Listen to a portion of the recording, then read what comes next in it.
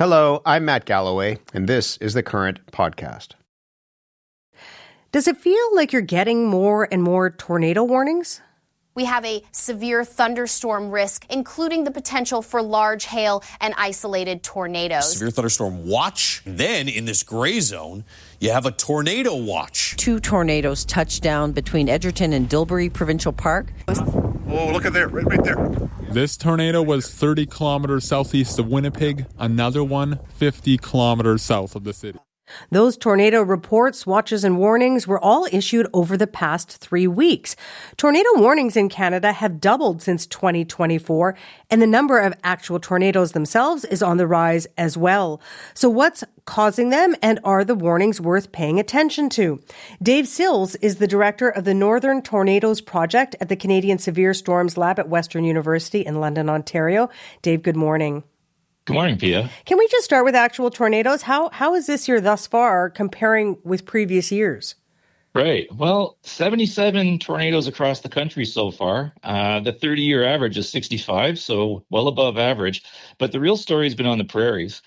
64 tornadoes so far, really midway through the season. And we basically, if we go back to 1980, which is the beginning of our high-quality data set, there's not another year like that. The closest is 62 tornadoes in 1991. So we're looking at record numbers here on the prairies. And, in the east, it's been 13 tornadoes. So really, the action has been on the prairies this year. And you said season. How far are we into tornado season? Right. Well, usually it's June, July, August, right across Canada. Those are the busiest months. Which is different in the U.S. They have different peaks because of, the different seasons down there. But across Canada, it's June, July, August, and with July being the peak. So we're really just, halfway through the season here, and we've got big numbers already. So the big question is, why are we seeing more this year? Well, some years you don't see nearly as many as this. But this year we've had a setup where we've had a system parked over the western U.S., a heat dome. It's been pretty persistent, and all of this instability collects under that heat dome. There's not a lot of thunderstorms right under it, but along the northern edge is where all that instability escapes, and you get thunderstorms building up. And of course, the prairies have been right under that northern edge for a long time now. And so that means they've been getting hit with wave after wave of severe storms, and that includes tornadoes. It hasn't been the same story in the east. We've been on the northeast side of that heat dome. We're seeing the effects of that heat right now, but for most of the season, we've been on the less favorable side of that heat dome and just haven't seen the same level of storm activity. The last couple of weeks, we heard it there in those news things, but my phone has had so many alerts about tornado warnings and watches. I've been like, does this happen every year? You've told us, no, this is a big year. But I want to talk about the warning system. Where are we at in terms of the warnings? They've doubled since 2024 as well, the warnings? It's been interesting because one of the things we're doing at the Northern Tornadoes Project is we actually conduct performance assessments of the warning program, so the tornado warning program. We started this back in 2022, and we looked at 2019 to 2021. Over those years, how well did the tornado warning program do? And the picture wasn't a very pretty one. It was a failing grade, basically. And that's using targets from Environment Canada themselves, how they measure their success. So we knew there were improvements to be made. We made recommendations. And one of them was, statistically, you just couldn't get better unless you issued more. And when we did the report card again the next year, they had doubled the number of tornado watches, number of tornado warnings. And now they were getting a passing grade. So that's what it took. And yes, it results in more false alarms, and those can be managed. But the main thing is not to miss the big ones. There were too many events where we get on site to do the survey of the damage, and the people said, well, we didn't get a warning, or we got a warning just as we were standing out in the street talking to the neighbors about the damage. So let me pick up on two things you said there. The first thing is, how do forecasters determine if a watch or a warning needs to be issued? Sure. There are definitely two phases there. One is the watch phase.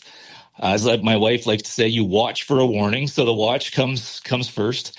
And, when you're thinking about the warning watch, that's when you're using computer models to get an idea of the ingredients for severe thunderstorms and possibly tornadoes coming together. And sometimes you can see that days in advance. All those ingredients coming together. You don't know exactly where, when, or how intense, but you know roughly that, there's going to be a big day. And as you get closer, you can kind of narrow that down to an area where you can issue a watch and say, okay, in the next 6 hours, the ingredients have come together that we could see tornadic storms here. And it's in that period that people can take proactive measures like making sure all of the doors and windows are closed in the house. That's really important to not let the wind in your house because that just makes it easier for the roof to come off. Tie down any potential projectiles around the home and the property and make sure you have a safety plan. But then when the warning hits, this is based on radar. I mean, you're not using computer models at that point. You're just using the radar network. That's the number one tool across Canada for doing severe thunderstorm warnings. And in particular with tornadic storms, you're looking for storms that themselves are rotating. It's a different scale of rotation in the tornado, but the actual rotation of the storm, meaning it's very strong, very intense, very large updrafts that can support big tornadoes and large hail. You can actually see that in Doppler radar. And that's what they'll base a lot of the warnings on. Of course, if they get a call saying a tornado is happening, they'll issue a warning too. Okay, the second thing I want to pick up on from what you said earlier is this idea that, the fact that there are more warnings being issued. What's the danger of, the boy who cried wolf? In other words, if they don't happen, people might get complacent and say, well, I don't have to do anything. Sure. Well, I think that's a real consideration. I know the forecasters, having worked closely with them over the years, that's something they think about all the time when they're issuing warnings. But, the literature says that, when you look in closely into this issue, it's not as big of a deal as people think. That people feel more like, hey, that someone's watching out for me rather than, hey, I'm getting way overwarned here.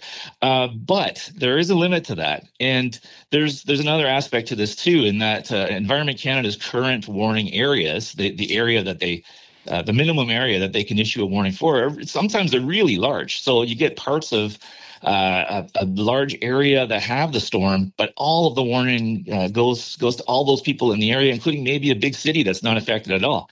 And so the plan is to really reduce the areas, make them kind of storm scale polygons that they issue the warning for. So only the people affected by the storm really get the warning. That cuts down on the false alarms. That program, it's been in development for a number of years, and hopefully by next year will be in place. They've had it in the U.S. for over a decade now. You mentioned the heat dome specific to what we're seeing this year. We know by somewhat of a comparison that wildfires are increasing all the time because of climate change. How does climate change affect tornadoes? Like, will we be seeing more regardless if there's a specific heat dome in a summer? Right. It's a really tough question because when you get down to the scale of tornadoes and thunderstorms, the connections between climate change and those kind of phenomena really get harder to define. But we know a few things. We know that the severe weather season is getting longer. It's starting earlier, ending later, going farther north because of the increased heat. And that just increases the chances that you're going to get severe thunderstorms. But what's also happening is that with climate change, we're getting a reduced temperature difference between the poles and the equator. That reduces the strength of the jet stream. It becomes weaker, more wobbly, and weather systems that come across the continent, instead of just cruising along on the jet stream and passing through, get stuck. They don't move for weeks at a time. And that's what's leading to a lot of our severe extreme weather. Like I said, the tornadoes over a period of 3 weeks, they just piled up because that pattern was stuck. The same with wildfires. You get all that heat, all that lack of precipitation. It just primes the atmosphere, the forest for wildfires. And then when they happen, it basically all it all comes together in one big atmospheric mess, right? You've got the combination of storms and smoke, and it's something that we're seeing more of each summer, and it's due to these patterns that are getting stalled as they cross.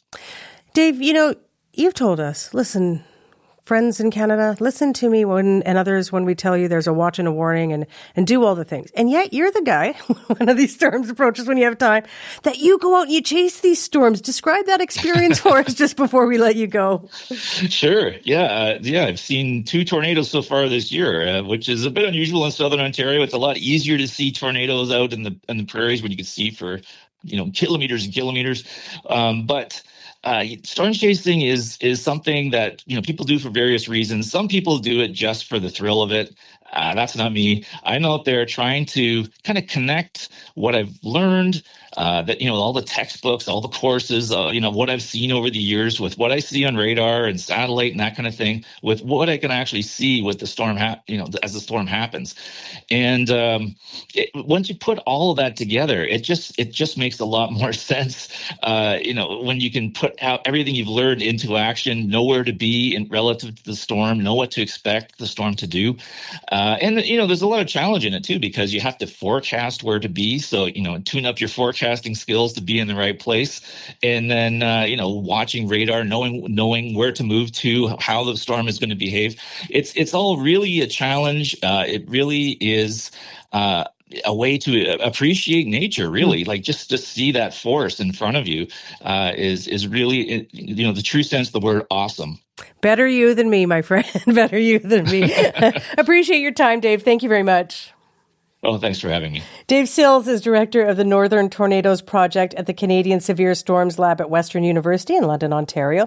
This has been the Current Podcast. You can hear our show Monday to Friday on CBC Radio 1 at 8:30 a.m. in all time zones. Or you can also listen online at cbc.ca/thecurrent or on the CBC Listen app or wherever you get your podcasts. My name is Matt Galloway. Thanks for listening.